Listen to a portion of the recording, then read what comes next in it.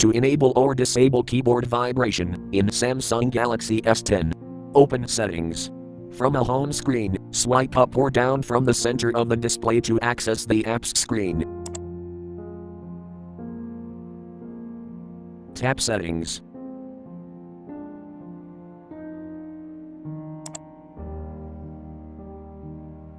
Tap Sounds and Vibration.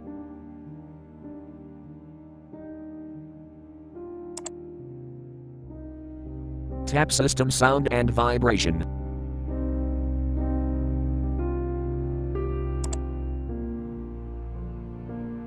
Tap Keyboard Vibration switch until blue to enable, or tap until gray to disable.